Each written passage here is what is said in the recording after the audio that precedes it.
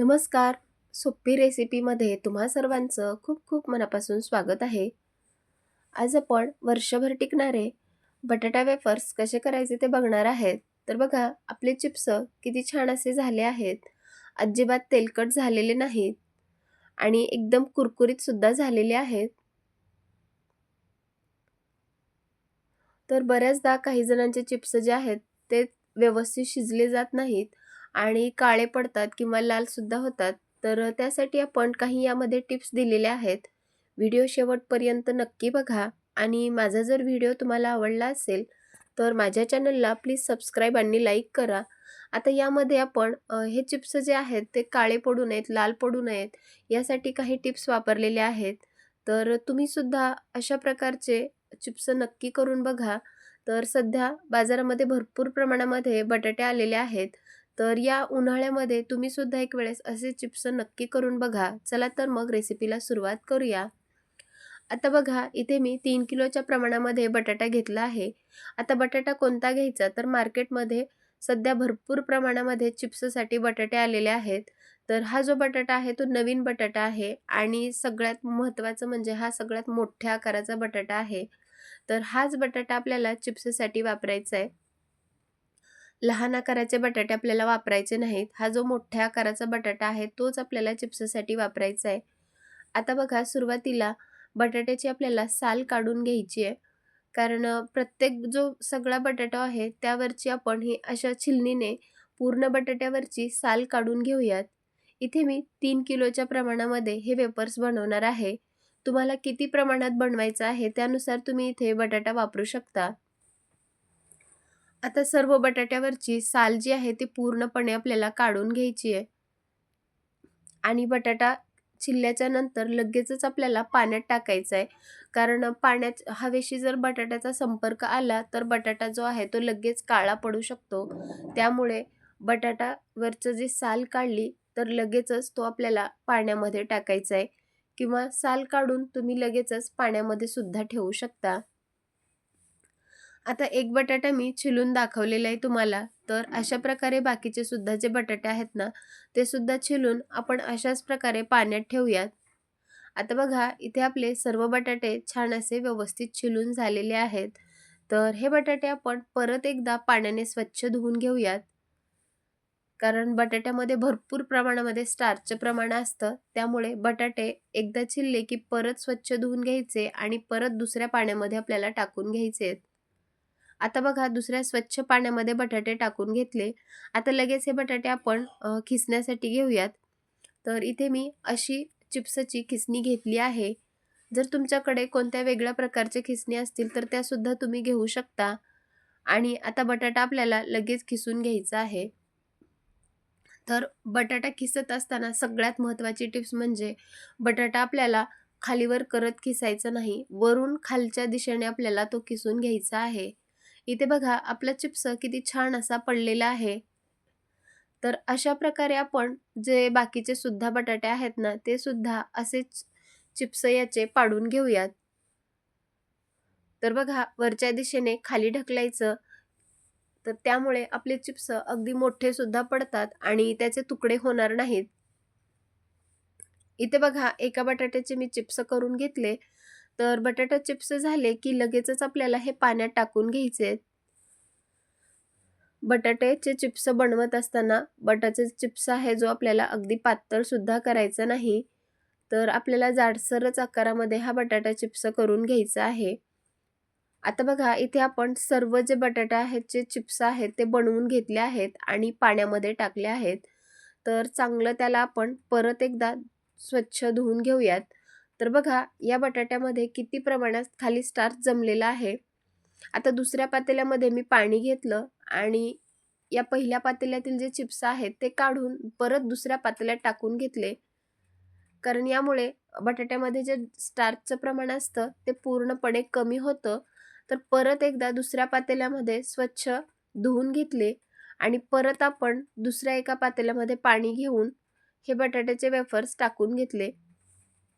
आता यामुळे काय होतं, 2 पातेले जर घेतले तर जे वरच्या वर जर आपण अद्दर असे चिप्स दुसऱ्या पातेल्यात उचलून टाकले तर खाली जे भरपूर प्रमाणात स्टार्चचं प्रमाण जमलेलं असतं ते खालीच तसंच पातेल्याला राहतं. आता बघा या पाण्यामध्ये आपण वेफर्स टाकून घेतले. आता यामध्ये आपल्याला सगळ्यात महत्त्वाचं म्हणजे थोडीशी तुरटी टाकायची आहे. तुरटीमुळे आपले चिप्स अगदी पांढरे शुभ्र होतात. आता जो आपण तुरटीचा खडा घेतला होता त्यापैकी अगदी थोडासा खडा आपण खलबत्त्यावर कुटून घेतला आणि तुरटी या चिप्समध्ये टाकून घेतली. आता तुरटी टाकली की परत हे आपण चांगलं मिक्स करून घेऊयात. म्हणजे तुरटी जी आहे ती सगळ्या चिप्सला व्यवस्थित चांगल्या प्रकारे बसली जाईल आणि सर्व चिप्स जे आहेत ते छान असे मिक्स करून घेऊयात. आता हे चिप्स आपल्याला रात्रभरासाठी असेच ठेवायचे आहेत. म्हणजे चिप्स करतानाची जी प्रोसेस आहे ती थोडीशी फार मोठी आहे.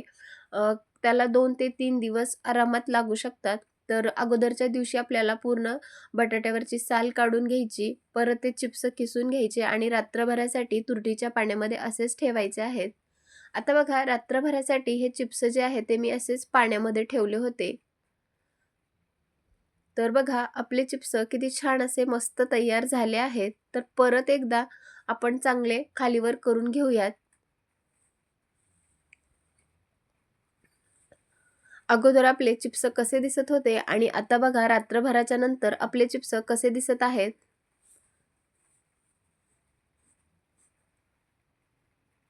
तर लगेचच या चिप्सचा तुकडा सुद्धा पडला जात नाही आणि अगदी पांढरे शुभ्र हे चिप्स तयार झाले आहेत. आता तुम्ही म्हणाल हे तुरटीचं पाणी सुद्धा आपण बदलून टाकणार आहेत. तर दुसऱ्या एका मोठ्या पातेल्यामध्ये मी पाणी घेतलं आणि त्यामध्ये वरच्या वर जे चिप्स आहेत ते उचलून ह्या दुसऱ्या स्वच्छ पाण्यामध्ये टाकून घेतले. रात्रभरासाठी आपण तुरटीच्या पाण्यामध्ये चिप्स ठेवले होते, तर तसेच आपल्याला लगेच उकळत्या पाण्यामध्ये टाकायचे नाहीत. तर परत एकदा हे चिप्स मी स्वच्छ धुवून घेणार आहे आणि लगेचच इकडे चिप्स उकळण्यासाठी ठेवणार आहे. तर त्यासाठी मी पाणी गरम करण्यासाठी ठेवलं होतं. आता बघा चिप्स उकळण्यासाठी सगळ्यात महत्त्वाचं म्हणजे आपल्याला एक मोठं भांडं घ्यायचं आहे. त्यामुळे चिप्स व्यवस्थित शिजले जातील आणि एकमेकांना चिकटणार सुद्धा नाहीत. आता एका मोठ्या पातेल्यामध्ये मी एक 7 ते 8 लिटर पाणी उकळण्यासाठी ठेवलं होतं. त्यामध्ये आता आपल्याला चवीनुसार मीठ टाकून घ्यायचं आहे. तर बघा मी 3 किलोचं प्रमाण वापरलेलं आहे. तर त्यासाठी मी 4 चमचे मिठाचा वापर केला आहे. आता आपण ज्या चमच्याने पोहे खातो ना त्या चमच्याने 4 चमचे मीठ टाकून घेतलं. आता जर मिठाचं प्रमाण तुम्हाला जर कळत नसेल तर काय करायचं, मीठ टाकायचं, चांगलं मिक्स करून घ्यायचं आणि हातावर थोडंसं घेऊन चाखून बघायचं. म्हणजेच कळेल की आपल्या जे चिप्स होणार आहेत त्याला मीठ व्यवस्थित लागलंय की नाही. कारण बऱ्याच जणांना मीठ किती टाकायचं हे सुद्धा समजत नाही. तर जर तुम्हाला समजतच नसेल तर तुम्ही हातावर थोडंसं हे पाणी चाखून सुद्धा बघू शकता. आता बघा चांगलं मिक्स करून घेतलं, चांगली उकळी सुद्धा आलेली आहे आणि आता या पाण्यामध्ये आपण हे सर्व चिप्स टाकून घेऊयात. आता जर तुमच्याकडे अगदीच लहान असं पातेलं असेल तर 2 बॅचमध्ये हे चिप्स तुम्ही उकळवून घेऊ शकता. तर माझ्याकडे मोठ्या आकाराचं पातेलं होतं त्यामुळे मी एकाच बॅचमध्ये हे सर्व चिप्स शिजवून घेणार आहे. आता बघा यामध्ये आपण सर्व चिप्स टाकून घेऊयात. चिप्ससाठी आपल्याला अगदी उकळत्याच पाण्याचा वापर करायचा आहे. जर तुम्ही थंड पाण्यामध्ये चिप्स टाकलात तर चिप्सचे तुकडे सुद्धा पडू शकतात किंवा व्यवस्थित सुद्धा शिजणार नाहीत. आता बघा सर्व चिप्स आपण या पाण्यामध्ये टाकून घेतले. पाण्यामध्ये टाकून घातले की परत हे आपण चांगले मिक्स करून घेऊयात. त्यामुळे या पाण्यातील मीठ जे आहे ते सर्व चिप्सला व्यवस्थित लागलं जाईल आणि आपले चिप्स छान असे सुद्धा शिजले जातील. तर सारखं आपल्याला असं ढवळत राहायचं आहे. यामुळे चिप्स एकमेकांना चिकटणार नाहीत आणि व्यवस्थित सुद्धा शिजले जातील. आता चांगलं मिक्स करून झालं की यावर एक झाकण ठेवायचं आणि कमीत कमी एक 5 ते 7 मिनिट मोठ्या गॅस करून उकळी येऊ द्यायची आहे. तर चिप्स आपल्याला कमीत कमी 70 ते 80% शिजवून घ्यायचे आहेत. तर यापेक्षा जास्त वेळ सुद्धा शिजवायचं नाही. तर बघा आता मी हे झाकण काढून घेते. आता यावरचं झाकण काढून घेतलं आणि बघा बटाट्यावरती हलकासा फेस आलेला आहे. तर फेस आला तरी काही हरकत नाही, बटाटे आपले शिजण्याच्या प्रोसेसमध्ये आहेत. तर परत हे मी चांगले ढवळून घेते.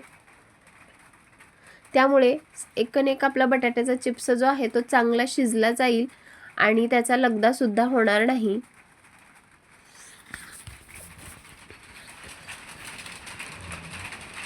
आता बटाटा शिजलाय की नाही ते समजण्यासाठी सुरुवातीला एक चिप्स आपल्याला घ्यायचा आहे आणि थोडंसं नखाने प्रेस करून बघायचं. तर सहजपणे आपलं नख जर त्या चिप्समध्ये गेलं तर समजायचं की बटाट्याचा चिप्स जो आहे तो शिजला आहे. किंवा दुसरी पद्धत म्हणजे बटाट्याचा थोडासा आपण असा कट करून घेऊयात. तर बघा अगदी पेपर जसा फाटतो ना तसा आपला बटाट्याचे चिप्स फाटला गेला आहे. म्हणजेच आपले बटाट्याचे चिप्स छान असे शिजले आहेत. आता लगेच मी गॅस बंद करून घेतला आणि पातेलं खाली काढून घेतलं. आता पाण्यातील जे चिप्स आहेत ते आपण एखाद्या मोठ्या झाऱ्याने चाळणीवरती काढून घेणार आहेत. कारण जे काही एक्स्ट्राचं पाणी असतं ते सुद्धा खाली येतं आणि वेफर्स आपले खूप छान होतात. आता हे वेफर्स आपण उन्हामध्ये वाळवत टाकूयात. आपले वेफर्स किती छान असे मस्त तयार झालेत. लगेच आपण उन्हामध्ये सुकण्यासाठी ठेवूयात. तर छतावरती मी मोठं साडी अंतरली आहे आणि त्यावरच आता आपण हे चिप्स वाळवूयात. आता चिप्स खूपच गरम असतात तर ते लगेचच पटापट वाळत नाही घातले तर काही हरकत नाही. तर काय करायचं, चिप्स पूर्ण साडीवर आपण पसरवून टाकूयात आणि एक एक चिप्स आपण या साडीवर वाळवत घालूयात. आता चिप्स एकमेकावर सुद्धा आपल्याला टाकायचे नाहीत. अगदी थोड्याशा अंतराने मी जसं वाळू घालत आहे ना अगदी तसंच आपल्याला हे पूर्ण चिप्स वाळवत घालायचे आहेत. इथे बघा आपण सर्व चिप्स अशा प्रकारे व्यवस्थित वाळवत घातले आहेत. आता जर तुमच्याकडे उन्हाची सोय नसेल तर तुम्ही फॅनच्या हवेखाली सुद्धा हे चिप्स वाळवत घालू शकता. पण शक्यतो चिप्स आपल्याला उन्हामध्येच वाळवायचे आहेत कारण त्यामुळे चिप्स काळे पडत नाहीत, लाल होत नाहीत आणि उन्हामध्ये वाळल्यामुळे ते अगदी छान असे वाळले जातात. आता बघा पूर्ण 1-2 दिवस मी ऊन दिलेलं आहे चिप्सला आणि आपले बघा चिप्स किती छान असे मस्त तयार झाले आहेत. अगदी पांढरे शुभ्र तयार झाले आहेत. तर बघा 3 किलोचं प्रमाण वापरलं होतं तर त्यामध्ये आपले अर्धा किलो चिप्स तयार झाले आहेत. आता लगेच आपण हे चिप्स तळून घेऊयात. तर आपण गॅसवरती तेल तापण्यासाठी ठेवलं होतं. तेलसुद्धा चांगलं तापवून घ्यायचं आणि हे चिप्स तळून घ्यायचे. आता चिप्स तळून झाले की झाऱ्यामध्ये काढून घ्यायचं आणि एक्स्ट्राचं तेल निपटून घ्यायचं. तर बघा आपण सर्व चिप्स अशाच प्रकारे तळून घेतले. अजिबात हे चिप्स आपले काळे पडले नाहीत किंवा लाल झाले नाहीत. दिसायला तर खूपच मस्त दिसत आहेत. तुम्ही सुद्धा एक वेळेस असे या उन्हाळ्यामध्ये बटाट्याचे वेफर्स नक्की करून बघा आणि माझी रेसिपी तुम्हाला कशी वाटली मला नक्की कमेंट करून सांगा. व्हिडिओ जर आवडला असेल तर जास्तीत जास्त लोकांपर्यंत शेअर करा. या उन्हाळ्यामध्ये ही ट्रिक वापरून तुम्ही सुद्धा असे बटाट्याचे चिप्स नक्की करून बघा. चला तर मग पुन्हा भेटूयात अशाच एका खमंग रेसिपीसोबत. तोपर्यंत धन्यवाद आणि मस्त रहा, स्वस्त रहा आणि सगळ्यात महत्त्वाचं म्हणजे चांगलं चांगलं खात रहा. आणि पुन्हा एकदा सर्वांना एक निवेदन आहे, तुम्हाला जर माझ्या खरंच रेसिपी आवडत असतील तर माझ्या चॅनलला प्लीज सबस्क्राईब आणि लाईक करा.